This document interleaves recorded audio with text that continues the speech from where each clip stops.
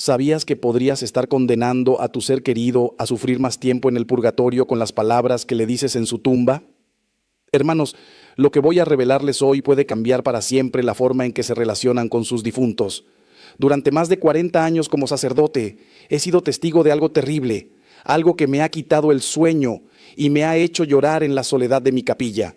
He visto a madres, esposos, hijos, personas de buena fe y corazón noble, parados frente a las tumbas de quienes más amaron, pronunciando palabras que creen llenas de amor, pero que en realidad están encadenando a esas almas, perturbándolas, impidiéndoles avanzar hacia la luz eterna de Dios. Sí, así como lo escuchan, hay cosas que jamás, bajo ninguna circunstancia, deberían decirse a un difunto, y la mayoría de ustedes las ha dicho sin saber el daño espiritual que causan. Hoy voy a romper el silencio sobre esto. Voy a revelarles esas frases prohibidas que la tradición de la iglesia y los santos místicos nos han advertido que evitemos. Esas palabras que, aunque suenan hermosas y parecen nacidas del amor más puro, están envenenadas por la ignorancia y pueden convertirse en cadenas invisibles que atan tanto a los vivos como a los muertos. Porque, hermanos, quien verdaderamente ama no busca la satisfacción temporal de su propio dolor, sino el bien eterno del alma que ha partido. Y lo que voy a compartir con ustedes no es teoría, no es filosofía abstracta, es la verdad revelada por Dios, confirmada por santos que han visto el purgatorio y validada por décadas de mi experiencia acompañando almas en su último suspiro y familias en su duelo más profundo. Déjenme comenzar por decirles algo que quizá les sorprenda. Nuestras palabras tienen poder incluso más allá de la muerte. Sí, hermanos, las palabras que pronunciamos ante nuestros difuntos no son simples sonidos que se pierden en el viento. La tradición de la iglesia, confirmada por santos místicos y doctores, nos enseña que existe una comunión profunda entre la iglesia militante, que somos nosotros aquí en la tierra, la iglesia purgante, que son las almas que se purifican, y la iglesia triunfante, que son los santos en el cielo. Esta comunión no es abstracta ni metafórica, es real, viva, palpitante. Cuando San Pablo nos dice que somos un solo cuerpo en Cristo, no está haciendo poesía, está describiendo una realidad teológica que trasciende el tiempo y el espacio. Por eso, lo que decimos, lo que pensamos, lo que oramos por nuestros difuntos, tiene consecuencias reales en su proceso de purificación y en su destino eterno. Muchos de ustedes me han preguntado en el confesionario con lágrimas en los ojos: Padre, ¿puede mi madre escucharme desde el cielo? ¿Sabe mi esposo que vengo cada domingo a su tumba? Y yo les digo con toda la certeza de mi fe: sí, hermanos, de alguna manera que escapa a nuestra comprensión racional, pero que la fe nos revela, existe esa conexión. Santa Teresa de Ávila decía que el alma en gracia tiene una comunicación misteriosa con el mundo invisible. No hablamos de médiums ni de espiritismo, que están absolutamente prohibidos por la iglesia, sino de esa comunión de los santos que profesamos en el credo cada domingo. Cuando visitamos a nuestros difuntos, cuando oramos por ellos, cuando les hablamos con fe y amor, estamos participando en ese misterio divino de la comunión que Cristo estableció con su muerte y resurrección. Pero aquí viene lo importante, lo que muchos ignoran y que causa tanto daño espiritual. Así como nuestras buenas palabras, nuestras oraciones y nuestro amor pueden ayudar a un alma en su camino hacia Dios, también nuestras palabras equivocadas pueden convertirse en obstáculos. No porque Dios permita que suframos daño eterno por las palabras de otros, sino porque esas palabras revelan una falta de comprensión sobre lo que realmente necesita un alma que ha dejado este mundo. Imagínense a alguien que está escalando una montaña difícil y nosotros, en lugar de animarle a seguir subiendo hacia la cumbre, le gritamos que se detenga, que baje, que vuelva atrás. Eso es lo que hacemos cuando pronunciamos ciertas frases ante nuestros difuntos. Los confundimos, los atamos a la tierra cuando deberían estar volando hacia el cielo, los anclamos en el dolor cuando deberían estar navegando hacia la luz. He pasado más de 40 años escuchando confesiones, acompañando a familias en duelos, celebrando funerales, y les puedo decir con certeza que hay un patrón de errores que se repite generación tras generación. Son frases que suenan bonitas, que parecen nacidas del amor, pero que en realidad están envenenadas por una comprensión equivocada de la muerte, de la vida eterna y del verdadero amor. Por eso hoy vamos a desmenuzar con paciencia y profundidad cada una de esas cosas que jamás debemos decir. Y lo haremos no para juzgar a nadie, porque yo sé que quien las pronuncia lo hace con el corazón destrozado, sino para educar, para iluminar, para que el verdadero amor triunfe sobre la ignorancia y el dolor se transforme en esperanza. La primera cosa que jamás debemos decir a un alma fallecida es algo que escucho constantemente en los cementerios, en los velatorios, en las misas de difuntos. No te vayas, quédate conmigo, no me dejes solo. Hermanos, entiendo el dolor desgarrador que produce la pérdida de un ser amado. Yo mismo he perdido a mi madre, a mi padre, a hermanos sacerdotes que eran como mi familia. Conozco esa sensación de vacío que te aprieta el pecho y te hace sentir que el mundo se ha vuelto gris. Pero precisamente porque conozco ese dolor, debo decirles con toda claridad, cuando le pedimos a un difunto que no se vaya, cuando le rogamos que se quede con nosotros, estamos cometiendo un acto de egoísmo espiritual que puede ser tremendamente dañino para esa alma. Déjenme explicarles por qué. Cuando una persona muere en gracia de Dios, su alma emprende un camino hacia la plenitud eterna. Si murió en amistad con el Señor, pero con imperfecciones, con pequeñas manchas que necesitan purificación, va al purgatorio, ese estado misericordioso que Dios ha preparado para limpiarnos completamente antes de entrar al cielo. El Catecismo de la Iglesia Católica nos enseña claramente que el purgatorio no es un castigo vengativo, sino un acto de amor divino que nos prepara para estar ante la presencia de Dios. Ahora bien, esa alma necesita toda su energía espiritual, por así decirlo, para completar su purificación, para avanzar en su camino hacia la luz eterna. Cuando nosotros desde la tierra le suplicamos que se quede, que no se vaya, que permanezca atada a este mundo, estamos creando un conflicto emocional que puede retrasar su proceso de purificación. Santa Catalina de Génova, que recibió revelaciones profundas sobre el purgatorio, explicaba que las almas en ese estado tienen un deseo ardiente, casi violento, de llegar a Dios. Es como si estuvieran muriendo de sed en el desierto y vieran el oasis a lo lejos. Nada puede detenerlas, nada quieren más que llegar a esa agua viva que es Cristo. Pero cuando los seres queridos en la tierra las llaman constantemente, cuando las atan con peticiones egoístas de permanencia, estas almas experimentan un conflicto terrible entre el amor natural que sienten por quienes dejaron atrás y el amor sobrenatural que las impulsa hacia Dios.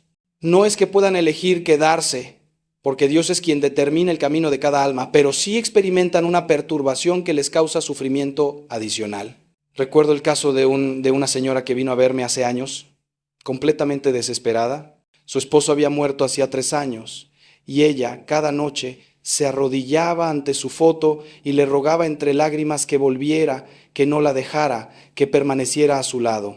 Me contó que tenía pesadillas constantes donde veía a su esposo con una expresión de angustia, como queriendo decirle algo pero sin poder hacerlo. Cuando le expliqué lo que les estoy explicando ahora, cuando le hice entender que su amor debía transformarse en oración por el descanso eterno de su esposo, algo cambió. Dejó de pedirle que se quedara y comenzó a rezar para que encontrara la paz definitiva en Dios. ¿Saben qué pasó? Las pesadillas cesaron y ella encontró una paz que no había experimentado en 3 años. Eso es el verdadero amor. Querer el bien eterno del otro, no la satisfacción de nuestra necesidad temporal. El amor verdadero, hermanos, no es posesivo, sino liberador. Cristo nos enseñó esto cuando dijo: si me amarais, os alegraríais de que vaya al Padre. Jesús mismo nos está diciendo que el amor auténtico se alegra cuando el ser amado va hacia su plenitud, hacia su destino final feliz. Aplicado a nuestros difuntos, esto significa que si realmente amamos a quien ha partido, debemos alegrarnos de que esté en camino hacia la presencia de Dios, aunque eso signifique que ya no está físicamente con nosotros. Debemos orar para que su camino sea rápido y su purificación completa, no para que permanezca atado a esta tierra de lágrimas.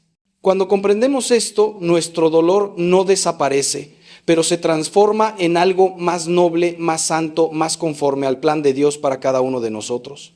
La segunda cosa que jamás debemos decir a nuestros difuntos, y esto va a sorprender a muchos, es: estás en un lugar mejor o ya estás en el cielo con Dios. Sé que esto suena contradictorio con lo que acabo de decir, pero déjenme explicarles la razón teológica profunda detrás de esta advertencia. Cuando afirmamos con total certeza que alguien está en el cielo, estamos haciendo un juicio que solo corresponde a Dios.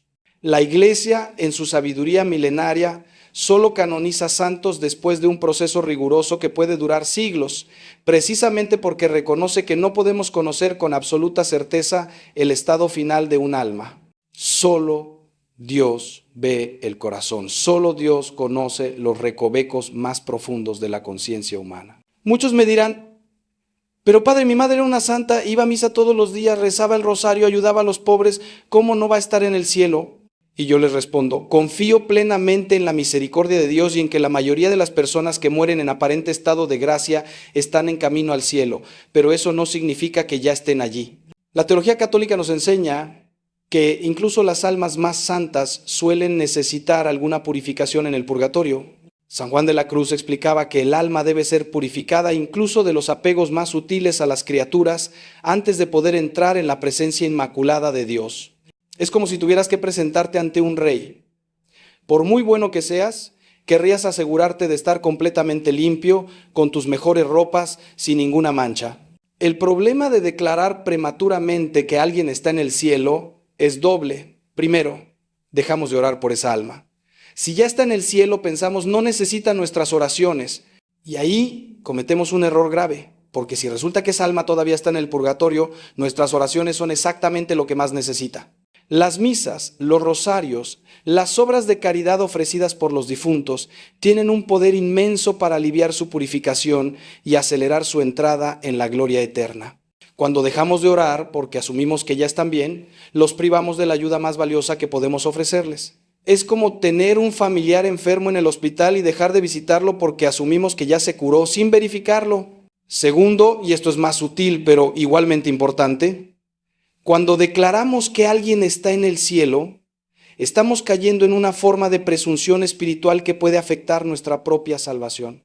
La presunción es uno de los pecados contra el Espíritu Santo que más preocupaban a los santos. Es asumir que la salvación es automática, que no requiere esfuerzo, que todos van al cielo sin importar cómo vivieron. Esta mentalidad es peligrosa porque nos lleva a la tibieza espiritual. Si todos van al cielo de todas formas, ¿para qué esforzarnos por ser santos? ¿Para qué confesarnos? ¿Para qué luchar contra nuestros pecados? La verdadera doctrina católica nos enseña un equilibrio perfecto. Confiar en la misericordia de Dios sin caer en la presunción. Temer la justicia divina sin caer en la desesperación. He visto casos trágicos de familias que, convencidas de que su ser querido estaba en el cielo, nunca rezaron una sola misa por su alma, nunca ofrecieron un rosario, nunca hicieron una obra de caridad en su nombre. Y años después, cuando alguien les explicaba la importancia de orar por los difuntos, caían en una angustia terrible, pensando en todo el tiempo perdido, en toda la ayuda que podrían haber dado y no dieron. Por eso, hermanos, la actitud correcta es esta: confiar en que Dios, en su infinita misericordia, está cuidando de nuestro ser querido, pero seguir orando constantemente por su alma, ofreciendo misas, rezando el rosario, haciendo obras de caridad.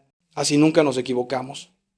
Si el alma ya está en el cielo, nuestras oraciones se aplicarán a otras almas necesitadas. Si todavía está purificándose, le estamos dando exactamente lo que más necesita.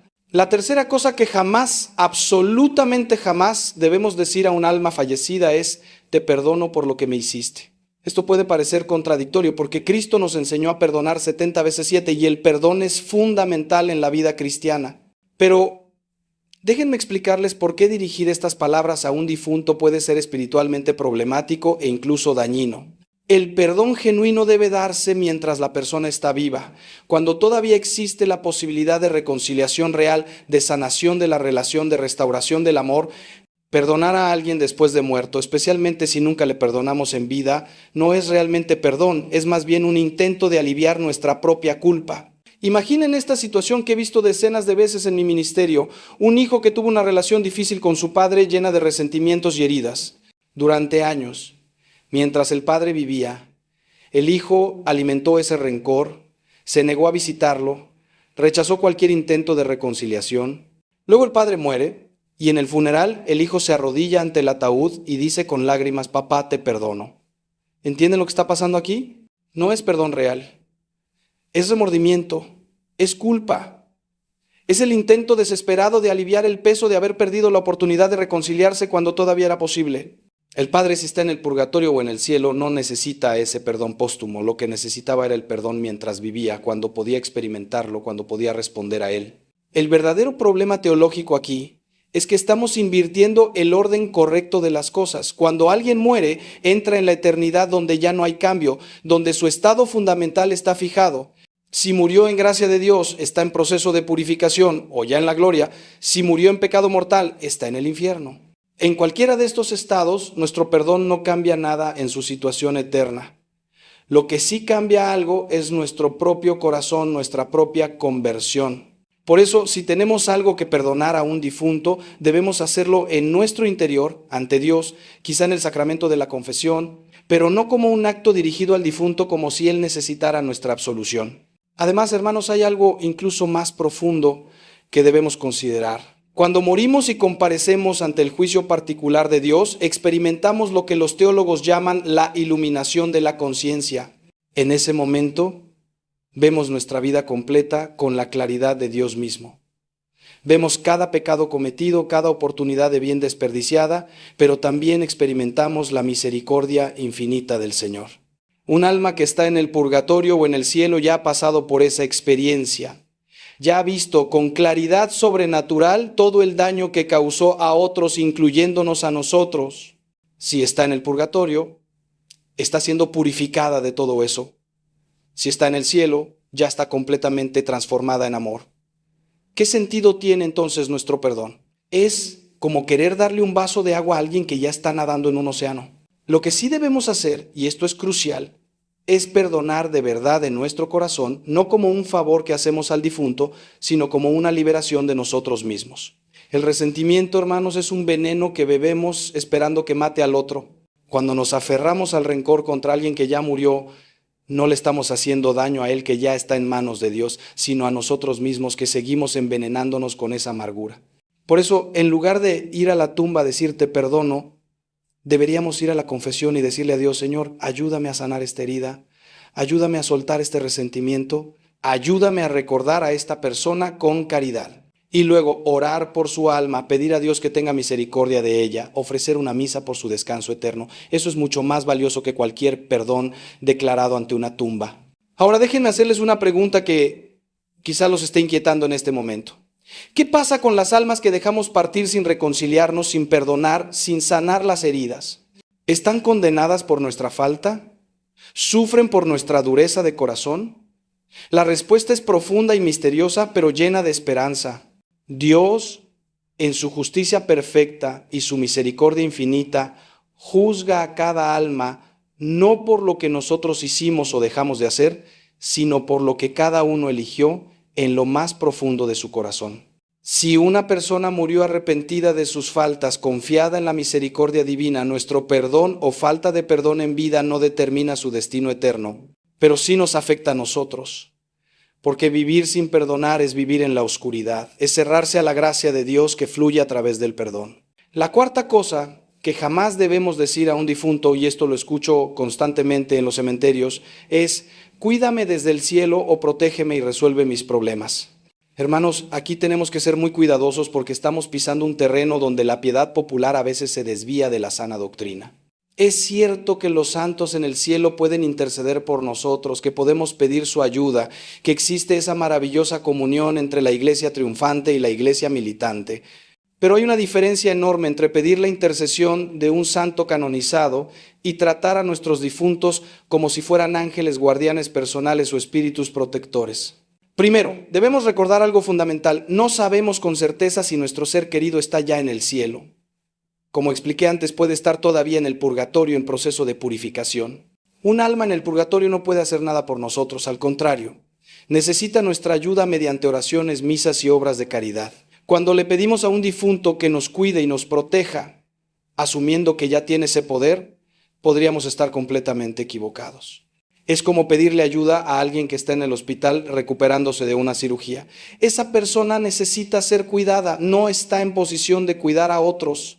Las almas del purgatorio están en un proceso de sanación espiritual profunda. Necesitan nuestras oraciones, no nuestras peticiones.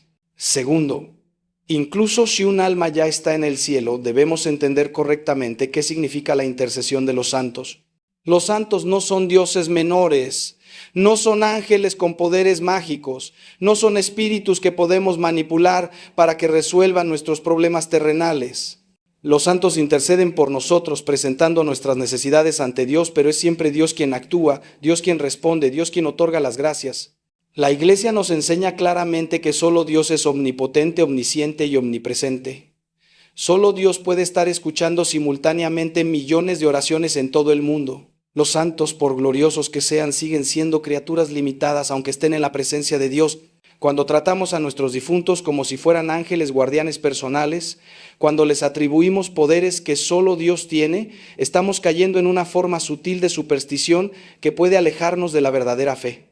He visto personas que pasan más tiempo hablando con sus difuntos que orando a Dios, que confían más en la supuesta protección de su abuela fallecida que en la providencia del Padre Celestial, que buscan señales y mensajes de sus seres queridos muertos en lugar de buscar la voluntad de Dios en su vida. Esto, hermanos, es espiritualmente peligroso porque desplaza a Dios del centro de nuestra vida espiritual y pone a las criaturas en su lugar. Recuerdo el caso de una mujer que vino a consultarme porque estaba obsesionada con su hijo muerto. Cada decisión que tomaba, desde las más importantes hasta las más triviales, las consultaba con su hijo fallecido. Le pedía señales constantemente, interpretaba cualquier coincidencia como un mensaje de él, vivía más pendiente del consejo de su hijo muerto que de la guía del Espíritu Santo. Cuando le sugerí que esto no era saludable espiritualmente, se ofendió profundamente, me dijo que amaba a su hijo y que él desde el cielo la protegía. Tuve que explicarle, con mucha paciencia y caridad, que el verdadero amor a su hijo se demostraba orando por él, no convirtiéndolo en un ídolo. Que si realmente estaba en el cielo, él querría que ella viviera su fe correctamente, centrada en Dios, no en él. La actitud correcta es esta: si queremos honrar a nuestros difuntos, oremos por ellos constantemente. Pidamos a Dios que, si ya están en el cielo, nos ayuden con su intercesión, pero siempre dirigiendo nuestra oración principal a Dios mismo. Digamos: Señor, si mi madre ya está en tu presencia, que interceda por mí, pero sobre todo sea tu voluntad la que se cumpla en mi vida. Ofrezcamos misas por sus almas, demos limosnas en su nombre, vivamos virtuosamente para honrar su memoria. Eso es mucho más valioso que pedirles que resuelvan nuestros problemas terrenales. Y sobre todo, confiemos en Dios, que es nuestro verdadero Padre, nuestro verdadero protector, el único que tiene poder absoluto sobre nuestra vida y nuestro destino. La quinta cosa que jamás debemos decir a un alma fallecida es algo que tristemente se ha vuelto muy común en nuestra cultura moderna. Sé que me estás enviando señales, o dame una señal de que estás bien. Hermanos, aquí entramos en un terreno muy delicado que roza con el ocultismo y el espiritismo, cosas que la Iglesia condena absolutamente. La palabra de Dios es clara en el libro del Deuteronomio cuando prohíbe consultar a los muertos. No es porque Dios sea cruel o no quiera que mantengamos un vínculo con nuestros seres queridos, sino porque abrir esa puerta es extremadamente peligroso espiritualmente. Déjenme explicarles por qué buscar señales de los difuntos es problemático desde varios puntos de vista. Primero, desde el punto de vista teológico, las almas que están con Dios no tienen necesidad ni permiso divino para andar enviando señales a los vivos. Dios no es un Dios de confusión ni de espectáculos sobrenaturales innecesarios. Si Él quisiera que supiéramos algo sobre nuestros difuntos, nos lo revelaría claramente a través de los canales que Él mismo ha establecido: la Iglesia, las Escrituras, los sacramentos. Las apariciones de santos o almas del purgatorio que la Iglesia ha probado a lo largo de la historia son extremadamente raras. Siempre tienen un propósito muy específico relacionado con la salvación de las almas, y nunca son para satisfacer la curiosidad o aliviar la pena de los vivos. Segundo, desde el punto de vista psicológico, cuando empezamos a buscar señales, nuestra mente, especialmente en estado de duelo, tiende a encontrarlas en todas partes. Una mariposa que entra por la ventana, una canción que suena en la radio, una coincidencia cualquiera, todo se convierte en un supuesto mensaje del más allá. Esto no es fe, hermanos, es superstición. Y la superstición es peligrosa porque nos aleja de la realidad, nos hace interpretar el mundo de manera mágica en lugar de racional y nos impide hacer el necesario trabajo de duelo que todos debemos hacer cuando perdemos a un ser querido.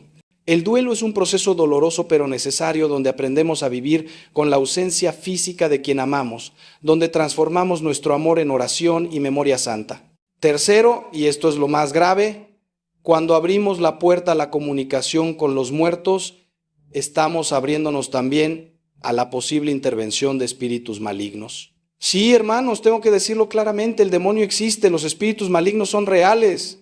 Y una de sus tácticas más efectivas es hacerse pasar por nuestros seres queridos fallecidos para engañarnos y alejarnos de Dios. He tratado casos a lo largo de mi ministerio de personas que comenzaron inocentemente buscando señales de sus difuntos y terminaron enredadas en situaciones espirituales muy oscuras. El enemigo es astuto, sabe que cuando estamos vulnerables por el dolor, somos más susceptibles a sus engaños. Santa Teresa de Ávila, que experimentó todo tipo de fenómenos místicos y también enfrentó engaños del demonio, nos advierte constantemente en sus escritos sobre la importancia de discernir los espíritus. Ella dice que todo lo que nos aleje de la obediencia a la iglesia, de la humildad, de la caridad y de la oración, aunque parezca venir del cielo, viene del infierno. Una verdadera señal de Dios siempre nos lleva a mayor fe, mayor amor, mayor confianza en Él. Una señal que nos hace obsesionarnos con los muertos, que nos llena de miedo o ansiedad, que nos aleja de los sacramentos, esa no viene de Dios, aunque parezca venir de nuestro ser querido fallecido. Entonces, ¿qué debemos hacer cuando sentimos el deseo intenso de saber si nuestro ser querido está bien? La respuesta es simple pero profunda. Confiemos en Dios. Él ama a nuestro difunto infinitamente más de lo que nosotros podríamos amarlo. Él sabe perfectamente lo que esa alma necesita. Nuestra tarea no es buscar señales ni certezas sobrenaturales, sino orar, tener fe, ofrecer sacrificios por esa alma. Si Dios quiere darnos consuelo, lo hará a su manera y en su tiempo, generalmente a través de la paz interior que viene de la oración sincera, no a través de señales externas que pueden ser fácilmente malinterpretadas o incluso demoníacas. He aquí algo que debería hacerles reflexionar profundamente. ¿Qué pasaría si descubrieran que todas esas señales que han estado interpretando como mensajes de sus seres queridos, en realidad son solo coincidencias naturales o peor aún, engaños del enemigo? ¿Cómo afectaría eso su fe? ¿En qué están realmente poniendo su confianza? ¿En Dios o en fenómenos externos? La fe madura, hermanos, es la que confía en Dios, incluso sin ver señales, incluso sin certezas sensibles, incluso en la oscuridad del duelo. Como dijo Jesús a Tomás, bienaventurados los que creyeron sin haber visto. La sexta cosa que jamás debemos decir a un difunto, y esta me parte el corazón cada vez que la escucho, es: esto es culpa mía.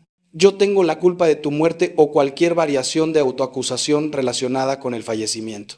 Hermanos, la culpa mal entendida es uno de los instrumentos más efectivos que el demonio usa para destruir vidas.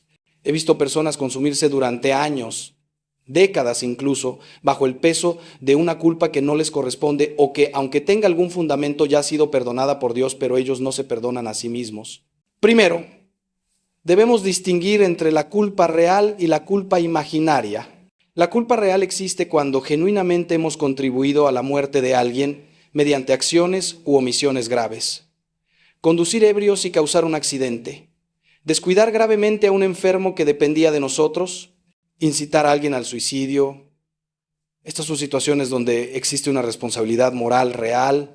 Pero incluso en estos casos, hermanos, incluso en estos casos terribles, Dios ofrece perdón. No hay pecado tan grande que la misericordia divina no pueda alcanzar. Si Dios perdonó a David, que cometió adulterio y asesinato, si perdonó a Pedro, que lo negó 3 veces, si perdonó al buen ladrón en la cruz, Él puede y quiere perdonarnos a nosotros. Pero la mayoría de las veces la culpa que las personas sienten no es real, sino imaginaria, producto de la psicología del duelo y del perfeccionismo imposible que nos imponemos.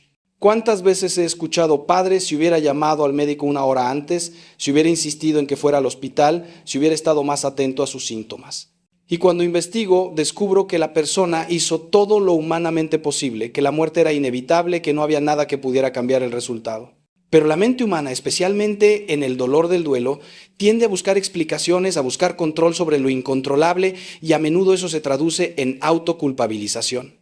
Aquí hay una verdad profunda que debemos aceptar: no tenemos control absoluto sobre la vida y la muerte, solo Dios decide cuándo llama a cada alma a su presencia. Por supuesto debemos ser responsables, cuidadosos, atentos con nuestros seres queridos, pero al final, cuando Dios decide que es el momento, nada de lo que hagamos o dejemos de hacer puede cambiar eso. Job lo expresó perfectamente cuando, después de perder todo, dijo: el Señor dio, el Señor quitó, bendito sea el nombre del Señor. Esta es la actitud de fe madura que debemos cultivar: reconocer la soberanía de Dios sobre la vida sin caer en el fatalismo, ser responsables sin caer en la presunción de que controlamos el destino. El problema de ir a la tumba de alguien y decirle esto es culpa mía es múltiple. Primero, no le ayuda en nada a esa alma. Si está en el purgatorio o en el cielo, no necesita nuestras confesiones de culpa, necesita nuestras oraciones. Segundo, nos mantiene atrapados en un ciclo destructivo de autoflagelación que impide nuestro propio crecimiento espiritual y nuestra paz interior. Tercero, y esto es muy importante, es una forma de orgullo espiritual disfrazado de humildad. Sí, hermanos, orgullo, porque estamos asumiendo que tenemos más poder del que realmente tenemos, que somos tan importantes que podríamos haber alterado los planes de Dios si solo hubiéramos hecho esto o aquello. La actitud correcta cuando sentimos culpa por la muerte de alguien es esta. Primero, hacer un examen de conciencia honesto. ¿Realmente hice algo gravemente mal? Si la respuesta es sí, ir a confesión, recibir el perdón de Dios, hacer la penitencia que el sacerdote indique y luego perdonarse a uno mismo, Dios no quiere que vivamos aplastados por la culpa de pecados ya perdonados. Segundo, si la culpa es imaginaria, reconocerla como tal con ayuda de un director espiritual o un consejero católico competente. Tercero, transformar esa energía de culpa en algo positivo, ofrecer misas por el alma del difunto, hacer obras de caridad en su nombre, vivir virtuosamente para honrar su memoria. Eso es infinitamente más valioso que martirizarse con autoacusaciones estériles. La séptima cosa que jamás debemos decir a un difunto es ¿por qué me hiciste esto o por qué me abandonaste?, especialmente en casos de suicidio. Hermanos, aquí tocamos uno de los dolores más profundos y complejos que un ser humano puede experimentar.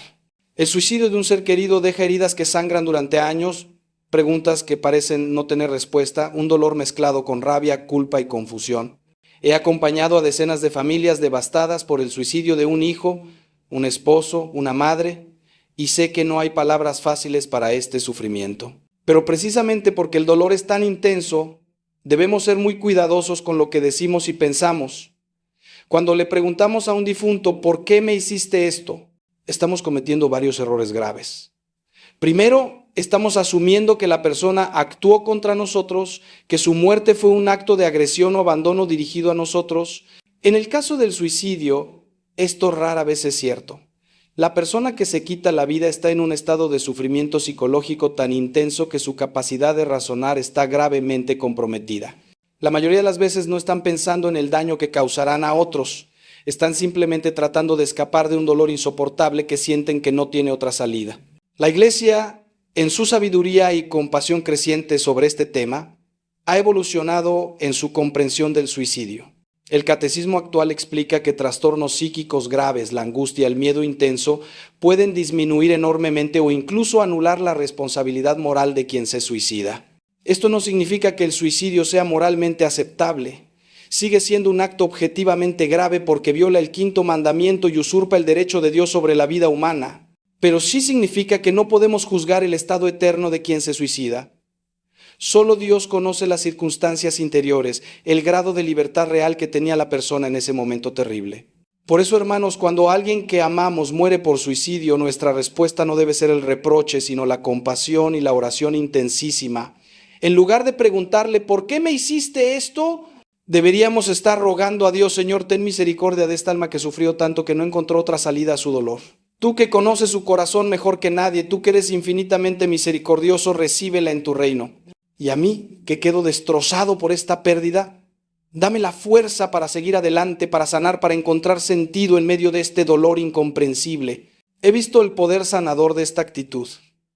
Recuerdo particularmente a un padre cuyo hijo adolescente se suicidó. Durante meses iba al cementerio cada día a gritarle al hijo, ¿por qué me hiciste esto? ¿Por qué fuiste tan egoísta? ¿No pensaste en mí, en tu madre? Su rabia era comprensible pero destructiva. Con el tiempo, con ayuda espiritual y psicológica, pudo transformar esa rabia en compasión. Comenzó a entender que su hijo había estado sufriendo de una depresión profunda que nadie en la familia había detectado completamente. Comenzó a orar por él en lugar de reprocharle. Y encontró una paz que parecía imposible meses atrás.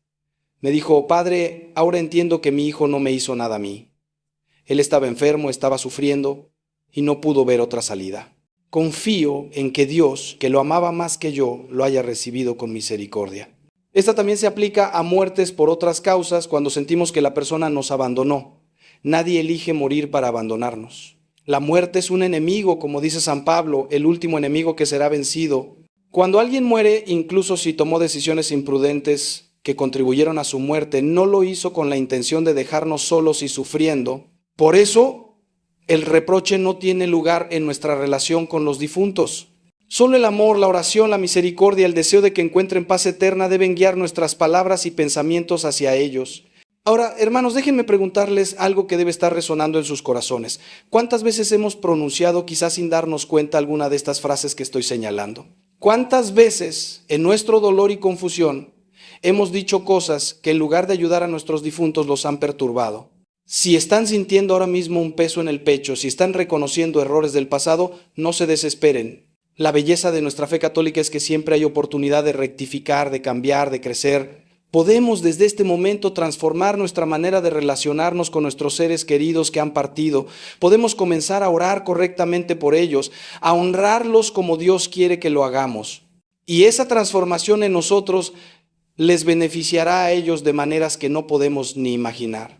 La octava cosa que jamás debemos decir a un difunto es: voy a reunirme pronto contigo, o expresiones que romanticen o deseen la propia muerte para estar con el ser querido fallecido. Hermanos, esto es extremadamente serio y debo hablarles con total franqueza. Desear la muerte prematuramente, aunque sea por el motivo aparentemente noble de reunirse con un ser amado, es contrario a la voluntad de Dios y puede ser espiritualmente muy peligroso. Dios nos ha dado la vida con un propósito específico. Cada día que vivimos es una oportunidad para crecer en santidad, para servir a otros, para reparar nuestros pecados, para glorificar a Dios con nuestras acciones. Cuando expresamos el deseo de morir antes de que Dios nos llame, estamos rechazando implícitamente ese plan divino para nuestra vida. Estamos diciendo, en efecto, mi deseo de estar con esta persona muerta es más importante que cumplir la misión que Dios me ha encomendado en esta tierra. Esto es una forma de rebelión espiritual, aunque esté disfrazada de amor. San Pablo experimentó este conflicto y lo expresó maravillosamente en su carta a los Filipenses. Me siento apremiado por las dos partes. Por una parte, deseo partir y estar con Cristo, lo cual ciertamente es mucho mejor, pero por otra, quedarme en la carne es más necesario para ustedes. Pablo deseaba estar con Cristo, el deseo más noble que puede tener un cristiano, pero reconocía que mientras Dios lo mantuviera en la tierra, había trabajo que hacer, almas que servir, propósito que cumplir. Si el gran apóstol aceptó permanecer en esta vida a pesar de su deseo de estar con el Señor, ¿cuánto más nosotros debemos aceptar el tiempo que Dios nos concede, aunque estemos separados temporalmente de nuestros seres queridos? Además, hay un peligro muy real y muy grave aquí. Este tipo de expresiones pueden ser la antesala del suicidio o de comportamientos autodestructivos. He visto personas que comenzaron simplemente expresando el deseo romántico de reunirse pronto con su ser querido fallecido, y poco a poco ese deseo se fue intensificando hasta convertirse en pensamientos suicidas activos. El demonio, hermanos, es astuto. Él toma nuestros sentimientos más nobles, nuestros afectos más puros, y los tuerce, los pervierte, los usa para llevarnos a la destrucción. Si estamos constantemente diciéndole a nuestro difunto que queremos morir para estar con él, estamos abriendo una puerta muy peligrosa en nuestra psique y en nuestra vida espiritual. Recuerdo vívidamente el caso de una viuda que perdió a su esposo después de 40 años de matrimonio. Al principio, sus expresiones eran moderadas. Extraño tanto a mi marido, no veo la hora de estar con él en el cielo. Pero con el tiempo, esas expresiones se volvieron más intensas y oscuras. Ya no quiero vivir sin él, cada día es una tortura, Dios debería llevarme ya. Cuando vino a verme, estaba al borde del suicidio. Tuve que trabajar intensamente con ella, junto con un psicólogo católico, para ayudarla a entender que su vida todavía tenía valor, propósito, sentido.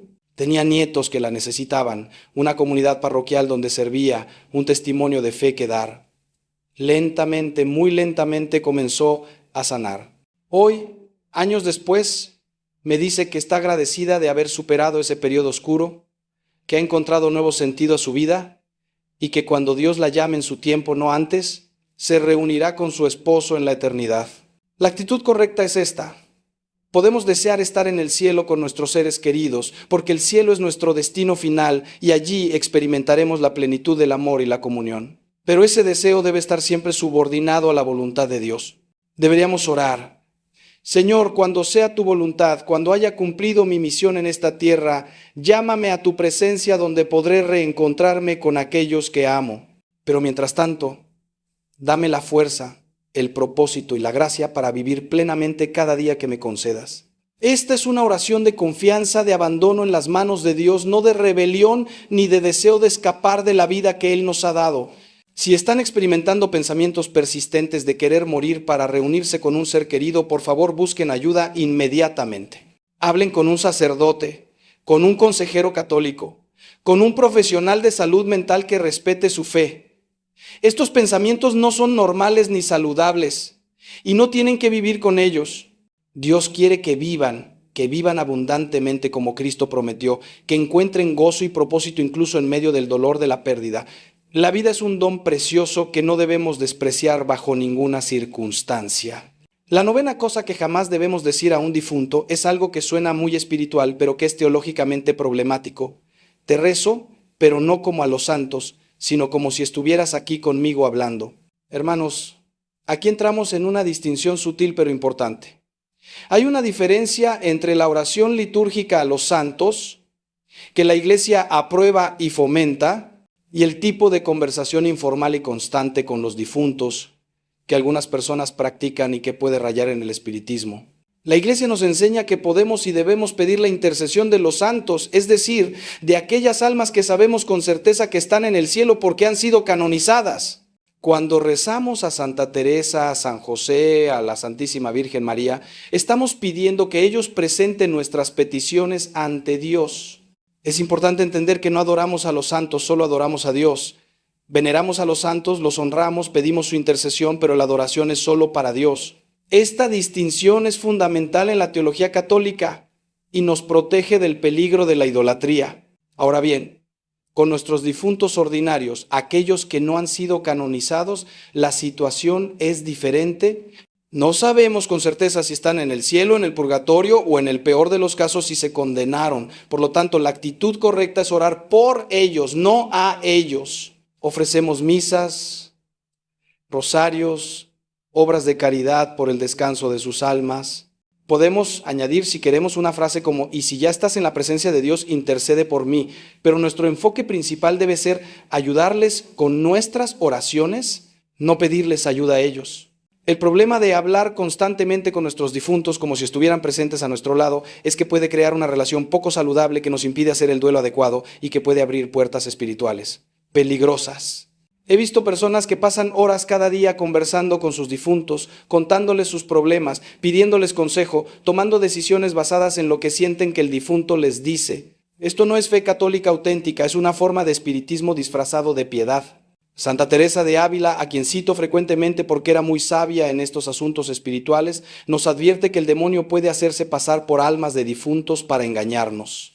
Cuando abrimos nuestra mente y nuestro corazón a conversaciones con los muertos, sin el discernimiento adecuado, sin la protección de los sacramentos y la guía de la Iglesia, estamos en terreno peligroso. No digo que toda comunicación espiritual sea demoníaca, pero sí digo que es un campo minado donde debemos caminar con extrema precaución. La actitud correcta es esta: mantengamos viva la memoria de nuestros seres queridos fallecidos, recordémoslos con cariño, honrémoslos con nuestra conducta virtuosa, pero nuestra relación conversacional, nuestra intimidad espiritual, debe ser principalmente con Dios, con Jesucristo, con el Espíritu Santo, con la Santísima Virgen y los santos canonizados.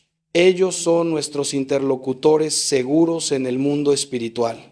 Nuestros difuntos no canonizados necesitan nuestras oraciones, nuestros sacrificios, no nuestras conversaciones constantes que pueden estar basadas más en nuestra necesidad psicológica que en la realidad espiritual. Si sienten la necesidad de hablar con su ser querido fallecido, transformen esa necesidad en oración a Dios por esa persona. En lugar de decir, mamá, ayúdame con este problema, digan, Señor, por el amor que tengo a mi madre y por el amor que tú le tienes, ayúdame con este problema. Y si ella ya está contigo, que interceda por mí. ¿Ven la diferencia? En el primer caso, estamos centrados en la criatura. En el segundo, estamos centrados en el Creador. Y ese pequeño cambio de enfoque puede hacer una diferencia enorme en nuestra vida espiritual y en nuestra salud mental y emocional. La 10ª cosa que jamás debemos decir a un difunto, y esto va a sorprender a muchos, porque va contra lo que a menudo vemos en las películas y la cultura popular, es: Tengo que contarte esto antes de que sea demasiado tarde o revelar secretos, confesiones o informaciones importantes después de la muerte. Hermanos, esto puede parecer extraño, pero tiene una razón teológica y psicológica profunda que quiero explicarles con cuidado. Primero, desde el punto de vista teológico, cuando una persona muere, su estado de conocimiento cambia radicalmente. Si está en el cielo o en el purgatorio, ve las cosas con la luz de Dios. Tiene una perspectiva completamente diferente de la que tenía en vida. Las cosas que en la tierra parecían importantísimas desde la perspectiva de la eternidad pueden verse completamente diferentes. Por eso, revelarle a un difunto secretos o información que nunca supieron en vida no tiene realmente sentido.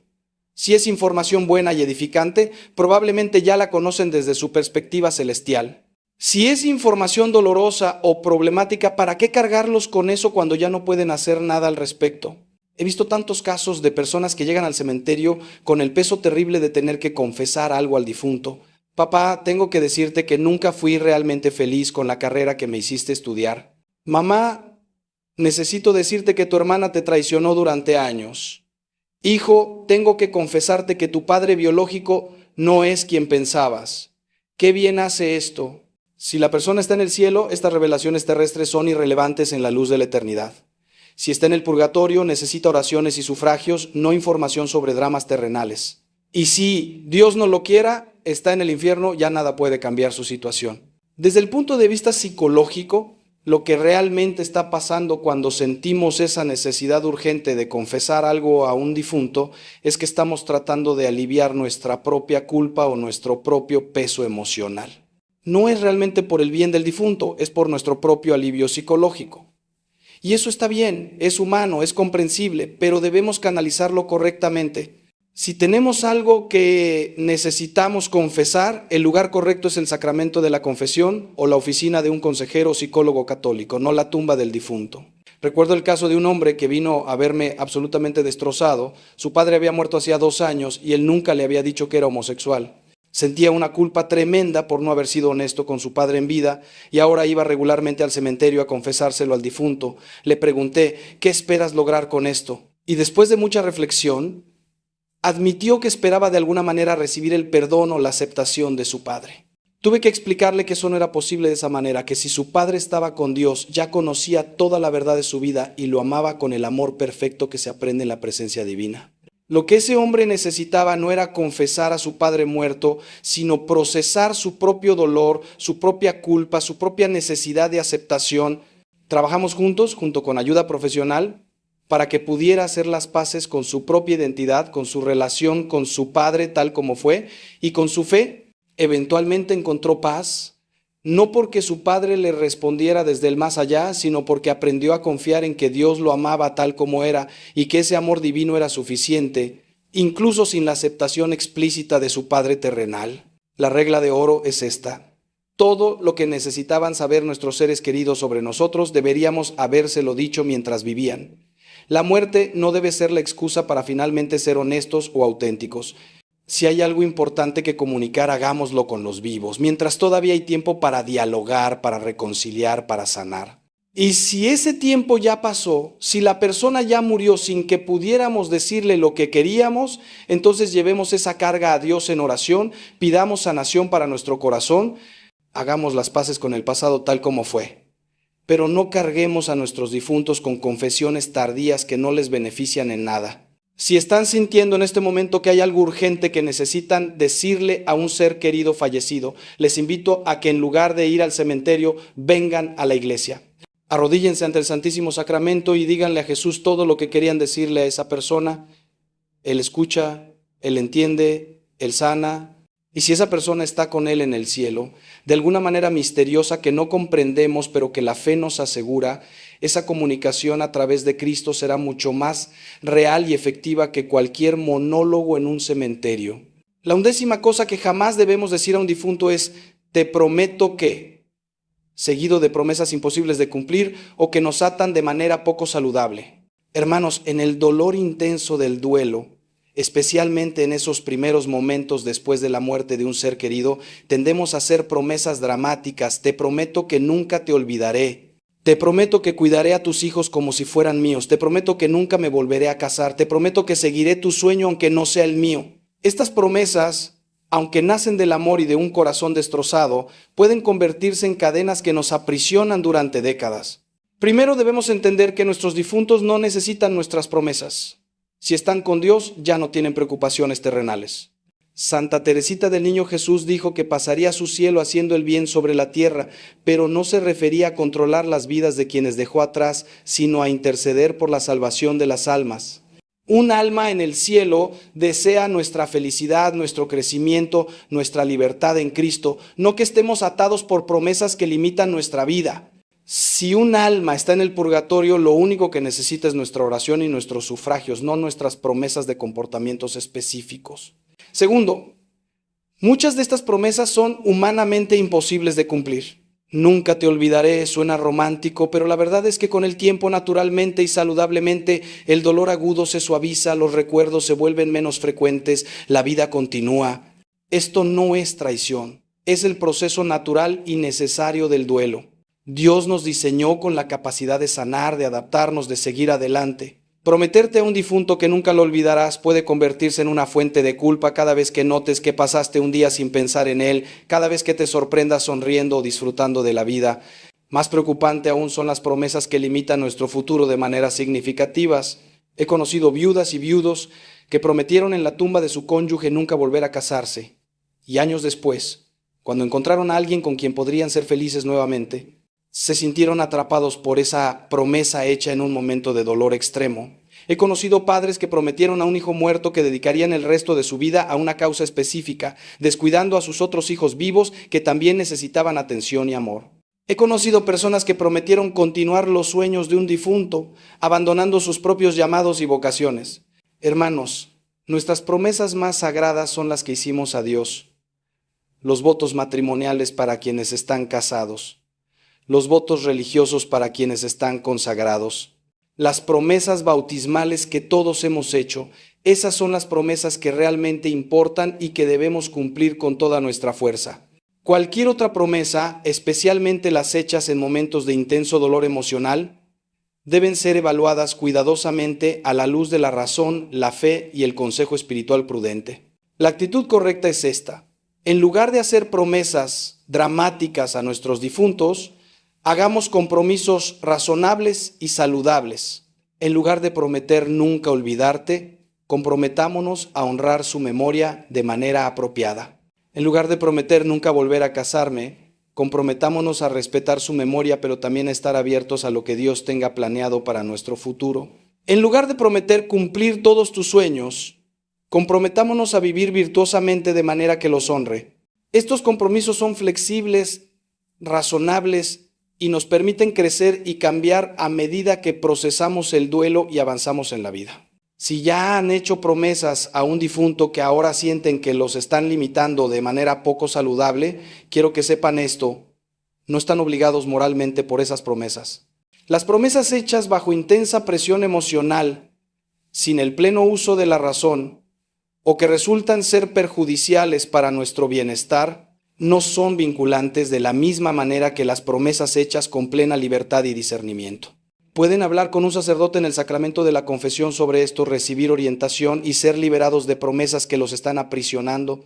Dios entiende el corazón humano, entiende cómo el dolor puede llevarnos a compromisos imprudentes y Él ofrece siempre la posibilidad de sanar y comenzar de nuevo. La 12ª cosa que jamás debemos decir a un difunto es algo que escucho con frecuencia y que revela una comprensión equivocada de la vida eterna. Espero que estés orgulloso de mí. O hice esto para que estuvieras orgulloso. Hermanos, esto puede sonar bonito e inofensivo, incluso edificante, pero tiene problemas teológicos sutiles que debemos entender. Cuando vivimos nuestras vidas buscando la aprobación de nuestros difuntos, cuando hacemos cosas para que ellos estén orgullosos, estamos poniendo a las criaturas en el lugar que solo corresponde al Creador. Nuestra vida debe ser vivida para la gloria de Dios, no para el orgullo de nuestros difuntos. San Pablo lo dice claramente: ya coman, ya beban, ya hagan cualquier otra cosa, háganlo todo para la gloria de Dios. Esta es la orientación fundamental de la vida cristiana: Dios en el centro, todo lo demás en su lugar apropiado. Cuando invertimos esto y vivimos para hacer sentir orgullosos a nuestros padres muertos, a nuestro cónyuge fallecido, a nuestro hijo que partió, estamos creando una forma sutil de idolatría que puede desviar nuestra vida espiritual. Además, si nuestros seres queridos están en el cielo, su perspectiva sobre el orgullo es completamente diferente de la perspectiva terrenal. En el cielo no existe el orgullo en el sentido humano de satisfacción personal o validación del ego. Lo que existe es amor puro, deseo del bien del otro, alegría en la santidad. Un padre en el cielo no se siente orgulloso de su hijo de la manera que se sentía en la tierra, más bien se regocija cuando ve a su hijo crecer en santidad, acercarse a Dios, cumplir su vocación, y se entristece cuando ve a su hijo alejarse de Dios, vivir en pecado, desperdiciar su vida, sin importar cuánto éxito terrenal tenga. He visto personas que han vivido vidas enteras tratando de hacer sentir orgullosos a padres muertos, logrando éxitos profesionales impresionantes, acumulando riquezas, alcanzando fama, pero descuidando completamente su vida espiritual, sus relaciones, su propia felicidad genuina. Y cuando finalmente se dan cuenta de que han estado viviendo la vida que creían que sus padres querían en lugar de la vida que Dios les llamó a vivir, el arrepentimiento es profundo. Es una forma de vivir para los muertos en lugar de vivir para Dios. Recuerdo particularmente un caso de un joven médico que vino a verme en crisis. Había estudiado medicina porque su padre, también médico, había muerto cuando él era adolescente y sentía que debía continuar el legado familiar. Había tenido éxito profesional, pero era profundamente infeliz. Me confesó que su verdadera vocación era la enseñanza, que siempre había querido ser maestro, pero había estudiado medicina para que mi padre estuviera orgulloso. Le pregunté, ¿crees que tu padre, si está en el cielo viendo las cosas con la claridad de Dios, preferiría que fueras un médico miserable o un maestro feliz y santo? Esa pregunta le abrió los ojos. Eventualmente, después de mucho discernimiento y oración, hizo una transición profesional y encontró una paz que nunca había experimentado. La actitud correcta es esta: vivamos nuestras vidas de manera que glorifiquen a Dios y sean fieles a la vocación única que Él nos ha dado. Si en el proceso honramos la memoria de nuestros seres queridos y nuestras buenas acciones de alguna manera reflejan los valores que ellos nos inculcaron, maravilloso. Pero ese no debe ser nuestro objetivo primario. Nuestro objetivo primario debe ser siempre: ¿qué quiere Dios de mí? ¿Cómo puedo crecer en santidad? ¿Cómo puedo cumplir mi vocación única? Y si hacemos eso, podemos estar seguros de que nuestros seres queridos en el cielo, viéndolo con la perspectiva divina, se alegrarán genuinamente. En lugar de decir a nuestros difuntos, espero que estés orgulloso de mí, digamos a Dios, espero estar cumpliendo tu voluntad. En lugar de hacer cosas para que estés orgulloso, hagamos cosas porque son correctas, porque son buenas, porque son lo que Dios nos llama a hacer. Y oremos por nuestros difuntos, pidiendo que si todavía están en el purgatorio, nuestras buenas obras les sirvan de sufragio. Y si ya están en el cielo, que nuestra fidelidad a Dios los llene de alegría en su contemplación de la bondad divina. Hermanos, hemos recorrido ya un largo camino en esta reflexión. Y sé que algunos de ustedes pueden estar sintiendo el peso de reconocer errores del pasado. Quizá han pronunciado muchas de estas frases que estoy señalando. Quizá han vivido años con una comprensión equivocada de cómo relacionarse con sus difuntos. Si es así, quiero que escuchen esto con mucha atención. No es demasiado tarde para cambiar. La misericordia de Dios no tiene límites y nunca es demasiado tarde para empezar a hacer las cosas correctamente. Desde este momento pueden transformar su manera de relacionarse con sus seres queridos que han partido, pueden empezar a orar por ellos de la manera correcta, pueden liberarse de promesas imprudentes, pueden dejar de buscar señales y confiar simplemente en Dios. Y ese cambio en ustedes será un verdadero acto de amor que beneficiará tanto a ustedes como a las almas de quienes ustedes aman. La 13ª cosa que jamás debemos decir a un difunto es: no puedo seguir adelante sin ti, o expresiones que muestren una dependencia emocional total del difunto. Hermanos, esto toca uno de los aspectos más delicados del duelo: el equilibrio entre honrar apropiadamente la memoria de quien amamos y desarrollar la capacidad de vivir plenamente a pesar de su ausencia. Cuando le decimos a un difunto que no podemos seguir adelante sin él, estamos revelando una dependencia poco saludable que nos mantiene atrapados en el dolor y que espiritualmente puede ser perjudicial tanto para nosotros como para el alma del difunto. Primero entendamos algo fundamental: Dios nos creó para vivir en comunidad, para amar y ser amados, para formar vínculos profundos. Cuando perdemos a alguien que amamos profundamente, especialmente si era nuestra principal fuente de apoyo emocional y compañía, el dolor es devastador. No estoy minimizando ese dolor ni sugiriendo que deberíamos superarlo rápidamente. El duelo es un proceso largo, complejo, y cada persona lo vive a su propio ritmo. Pero hay una diferencia entre el duelo saludable, que reconoce la pérdida y gradualmente se adapta a ella, y el duelo patológico, que se niega a aceptar la pérdida y se aferra al pasado de manera destructiva. Cuando declaramos que no podemos seguir adelante sin el difunto, estamos haciendo varias cosas problemáticas. Primero, estamos negando nuestra propia capacidad de resiliencia, que es un don de Dios. Dios nos creó con una capacidad asombrosa para sanar, para adaptarnos, para encontrar significado y propósito incluso después de las pérdidas más devastadoras. Cuando negamos esa capacidad, cuando nos encerramos en la idea de que nuestra vida terminó con la muerte del ser querido, estamos rechazando el diseño de Dios para nosotros. Es como decirle a Dios: tu gracia no es suficiente para sostenerme en esta pérdida. Segundo, estamos poniendo a una criatura en el lugar que solo corresponde a Dios. Solo Dios es absolutamente necesario para nuestra existencia y nuestra felicidad plena. Solo en Él podemos decir verdaderamente: sin ti no puedo vivir. Cualquier otra persona, por amada que sea, por importante que haya sido en nuestra vida, es en última instancia reemplazable, en el sentido de que podemos aprender a vivir sin su presencia física. No los reemplazamos en nuestro corazón. Sus recuerdos permanecen, su influencia continúa, pero aprendemos a vivir, a funcionar, a encontrar momentos de alegría a pesar de su ausencia. He acompañado a tantas personas que años después de perder a un ser querido seguían repitiendo como un mantra: no puedo vivir sin él, no puedo seguir adelante. Y lo trágico es que esta declaración se convierte en una profecía autocumplida. Convencidos de que no pueden seguir adelante, no lo hacen. Rechazan oportunidades de crecimiento, de nuevas relaciones, de nuevas experiencias, porque sienten que hacerlo sería traicionar al difunto. Se congelan en el tiempo del momento de la muerte y viven como zombies emocionales, técnicamente vivos, pero no realmente viviendo. Recuerdo especialmente a una señora que perdió a su esposo joven en un accidente. Durante 10 años vivió exactamente de esa manera, congelada en el tiempo, manteniendo la casa exactamente como estaba el día que él murió, visitando su tumba diariamente para decirle que no podía vivir sin él. Sus hijos adultos estaban desesperados viéndola desperdiciar su vida de esa manera. Finalmente, después de mucho trabajo pastoral y terapéutico, pudo empezar a soltar. Y cuando lo hizo, cuando permitió que la vida volviera a fluir, me dijo algo que nunca olvidaré: Padre, siento que finalmente estoy honrando a mi esposo correctamente. Él no hubiera querido que desperdiciara mi vida de esta manera. Él hubiera querido que viviera plenamente, que fuera feliz, que siguiera adelante con amor, pero sin quedarme atrapada en el pasado. La actitud correcta es esta. Podemos extrañar profundamente a nuestros seres queridos. Podemos sentir que falta algo importante en nuestra vida sin ellos, pero también debemos afirmar nuestra capacidad, con la gracia de Dios, de seguir adelante. Debemos decir: con la ayuda de Dios puedo y voy a seguir adelante. Mi vida tiene todavía propósito, todavía significado. Honraré la memoria de quien amo, viviendo plenamente, no muriendo lentamente de tristeza. Esta es una afirmación de fe en la providencia de Dios, en su gracia suficiente, en su plan para nuestra vida que continúa incluso después de las pérdidas más dolorosas. Si están atrapados en ese lugar de sentir que no pueden seguir adelante, les suplico que busquen ayuda. Hablen con un sacerdote, con un director espiritual, con un consejero católico especializado en duelo. Únanse a un grupo de apoyo para personas en duelo en su parroquia. Permitan que otros les ayuden a ver que la vida todavía tiene belleza, significado, propósito. Dios no ha terminado con ustedes.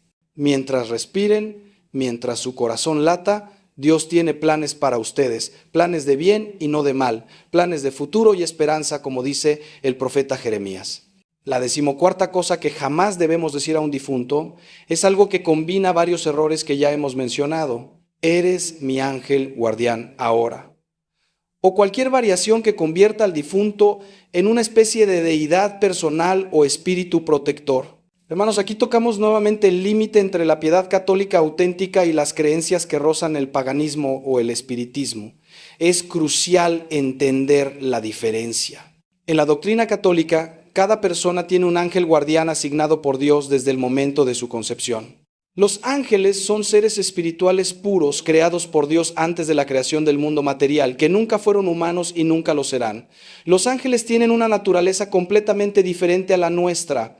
Cuando morimos y vamos al cielo nos convertimos en santos, no en ángeles. Santa Juana de Arco en el cielo sigue siendo Santa Juana de Arco, un alma humana glorificada, no se convirtió en un ángel. Esta distinción es importante. Cuando le decimos a nuestro difunto, eres mi ángel guardián ahora, estamos confundiendo completamente estas categorías teológicas. Estamos atribuyendo a un alma humana el rol y las capacidades que solo corresponden a los ángeles. Pero más problemático aún, estamos cayendo en una forma de religiosidad popular que tiene más en común con las creencias de la nueva era o con el espiritismo que con el catolicismo auténtico. Es la idea de que nuestros seres queridos se convierten en espíritus guardianes que flotan a nuestro alrededor, protegiéndonos y guiándonos. Esta creencia, aunque pueda parecer consoladora, tiene varios problemas serios.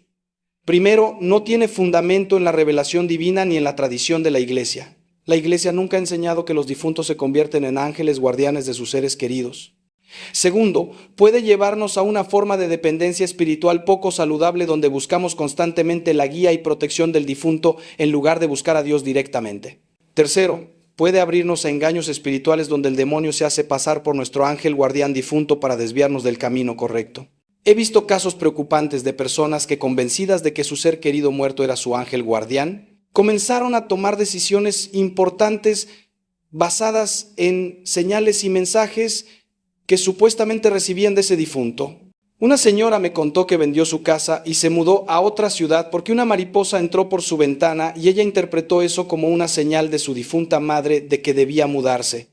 Cuando le pregunté por qué pensaba que una mariposa era un mensaje de su madre, no tenía una respuesta racional, solo lo sentía. Esto no es fe, esto es superstición peligrosa. La verdad es que si nuestros seres queridos están en el cielo, están ocupados en la actividad más sublime que existe, la contemplación y adoración de Dios. Ven a Dios cara a cara, experimentan una alegría y una plenitud que no podemos ni imaginar. Pueden interceder por nosotros, sí, presentando nuestras necesidades ante Dios, pero no están flotando a nuestro alrededor como espíritus guardianes vigilando cada uno de nuestros movimientos. Y ciertamente no están enviando mariposas ni produciendo coincidencias para guiarnos en nuestras decisiones diarias. La actitud correcta es esta: confiemos en nuestro verdadero ángel guardián, ese ser espiritual que Dios asignó específicamente para cuidarnos y protegernos. Podemos rezar: ángel de mi guarda, dulce compañía, no me desampares ni de noche ni de día. Y si queremos honrar a nuestros difuntos, oremos por ellos, ofrezcamos misas por sus almas, vivamos virtuosamente para honrar su memoria. Pero no los convirtamos en ángeles, porque eso no es lo que son. Y hacerlo es deshonrar tanto la verdadera naturaleza de los ángeles como la verdadera naturaleza de las almas humanas glorificadas. Si han caído en esta práctica de tratar a sus difuntos como ángeles guardianes, los invito a corregir esto desde hoy. Reconozcan a su verdadero ángel guardián, ese compañero fiel que Dios les dio, y honren a sus difuntos de la manera correcta, con oración, con memoria amorosa, con vida virtuosa. No necesitan convertirlos en algo que no son para mantener viva su presencia en sus vidas. El amor verdadero acepta a la persona como es, no necesita transformarla en una fantasía. La 15ª y última cosa que jamás debemos decir a un difunto, y quizá la más importante de todas, es cualquier cosa que revele que hemos perdido la esperanza en la resurrección y en la vida eterna. Frases como te perdí para siempre, nunca te volveré a ver, todo terminó cuando moriste, revelan una falta de fe en lo que es el corazón mismo del cristianismo. La promesa de Cristo de que la muerte no es el final, sino el comienzo de la vida verdadera. Hermanos, déjenme decirles algo con toda la fuerza de mi convicción sacerdotal. Si no creemos en la resurrección de los muertos y en la vida eterna, entonces nuestra fe es vana, como dice San Pablo. El cristianismo no es simplemente una filosofía de vida, un conjunto de reglas morales, una organización social. Es fundamentalmente la proclamación de que Cristo venció a la muerte, que Él resucitó y que todos los que mueren en Él resucitarán también para vida eterna. Esta es nuestra esperanza, nuestra alegría, nuestro consuelo supremo frente a la muerte. Cuando le decimos a un difunto te perdí para siempre, estamos negando la resurrección. Estamos diciendo implícitamente que la muerte tiene la última palabra, que el sepulcro es el final de la historia. Pero Cristo nos enseñó exactamente lo opuesto. Él dijo: yo soy la resurrección y la vida, el que cree en mí, aunque muera, vivirá. En el credo profesamos: espero la resurrección de los muertos y la vida del mundo futuro. Esto no es poesía ni metáfora, es la verdad central de nuestra fe. La separación que experimentamos cuando un ser querido muere es real, dolorosa, devastadora, pero es temporal. No hemos perdido a esa persona para siempre. Nos hemos separado de ella por un tiempo. Si esa persona murió en gracia de Dios, y si nosotros también perseveramos en la fe hasta el final, nos reuniremos en la resurrección final. No solo volveremos a vernos, viviremos juntos en la presencia de Dios por toda la eternidad, en cuerpos glorificados, sin dolor, sin lágrimas, sin separación. Santa Mónica, la madre de San Agustín, expresó esta verdad maravillosamente cuando estaba muriendo. Su hijo estaba angustiado porque ella iba a morir lejos de su tierra natal y no sería enterrada junto a su esposo. Ella le dijo: entierra este cuerpo donde quieras, no te preocupes por eso. Solo te pido que me recuerdes en el altar del Señor donde quiera que estés. ¿Ven la diferencia? Ella no estaba preocupada por los detalles terrenales de dónde estaría su cuerpo, porque sabía que lo importante era dónde estaría su alma y la certeza de la resurrección futura. He tenido el privilegio de acompañar a muchas personas en sus últimos momentos de vida y les puedo decir que los que mueren con fe verdadera en la resurrección tienen una paz que sobrepasa todo entendimiento. No ven la muerte como el final terrible, sino como el paso hacia la plenitud. Y esa fe no solo los consuela a ellos, sino también a sus seres queridos que quedan atrás. Porque si realmente creemos que volveremos a ver a nuestros difuntos en la resurrección, el dolor de la separación temporal, aunque sigue siendo real, se vuelve soportable. La actitud correcta frente a nuestros difuntos es esta: nos hemos separado por un tiempo, pero confío en la promesa de Cristo de que si ambos perseveramos en la fe, nos reuniremos en la vida eterna. Hasta entonces, oro por ti, te recuerdo con amor y trato de vivir de tal manera que sea digno de esa reunión futura. Esta es una perspectiva de fe, de esperanza, de amor que trasciende la muerte. No es negar el dolor de la pérdida actual, es situarla en el contexto más amplio de la eternidad. Hermanos míos, hemos llegado al final de este largo recorrido por las cosas que jamás debemos decir a nuestros difuntos. Sé que ha sido intenso, que quizá algunos de ustedes han sentido incomodidad al reconocer errores que han cometido, pero quiero que entiendan que mi intención nunca ha sido juzgarlos ni hacerlos sentir culpables. Mi única intención ha sido iluminar, educar, guiar, para que de ahora en adelante puedan relacionarse con sus seres queridos fallecidos de una manera que sea verdaderamente beneficiosa para ellos y para ustedes.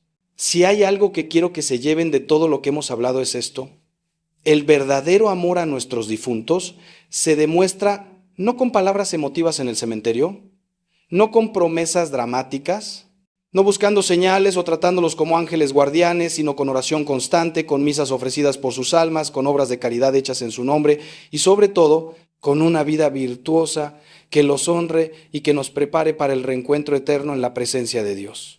Cada misa que ofrezcamos por nuestros difuntos, cada rosario que recemos por ellos, cada obra de caridad que hagamos en su memoria, tiene un valor incalculable para sus almas si todavía están en el purgatorio. Y si ya están en el cielo, esas oraciones y obras se aplicarán a otras almas necesitadas, multiplicando el bien. Nunca es tiempo perdido orar por los difuntos. La Iglesia en su sabiduría dedica todo el mes de noviembre de manera especial a la oración por las almas del purgatorio. Deberíamos aprovechar ese mes cada año para intensificar nuestras oraciones y sufragios por quienes hemos amado y que han partido. También quiero que comprendan que el duelo saludable no significa olvidar a nuestros seres queridos ni dejar de amarlos. Significa aprender a vivir con su ausencia física de una manera que nos permita seguir creciendo, seguir amando, seguir sirviendo a Dios y a otros. Significa transformar el amor que teníamos por ellos en vida, en oración por sus almas y en motivación para vivir virtuosamente. Significa mantener viva su memoria pero sin quedar atrapados en el pasado. Significa confiar en que, si ambos somos fieles, nos reuniremos en la eternidad donde no habrá más separación. Si están pasando por un duelo en este momento, si el dolor de perder a alguien que aman es tan intenso que sienten que no pueden respirar, quiero que sepan que no están solos. Cristo mismo experimentó el dolor de la pérdida. Lloró ante la tumba de su amigo Lázaro. Él entiende su dolor, lo acompaña en él y ofrece su gracia para sostenerlos. No tengan miedo de llorar, no tengan miedo de sentir el dolor, pero tampoco se queden atrapados en él para siempre. Permitan que el tiempo, la oración, el apoyo de la comunidad cristiana y sobre todo la gracia de Dios hagan su trabajo sanador en su corazón. Y si hay heridas sin sanar relacionadas con un difunto, si hay palabras que quisieron decir y nunca dijeron, si hay perdón que necesitan dar o recibir, llévenlo todo ante el Señor en oración. Él puede sanar lo que parece imposible de sanar. Él puede traer paz donde solo hay tormento.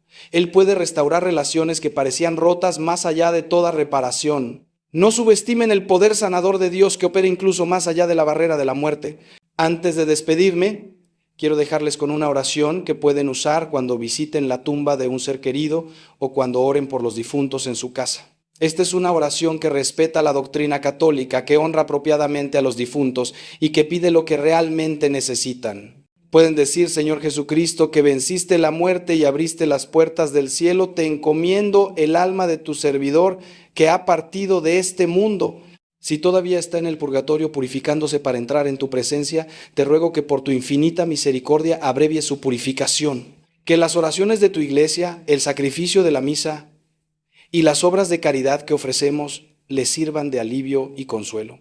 Y si ya está en tu presencia gozando de la vida eterna, que interceda por mí y por todos los que le amamos, para que un día podamos reunirnos en tu reino donde no habrá más llanto ni dolor.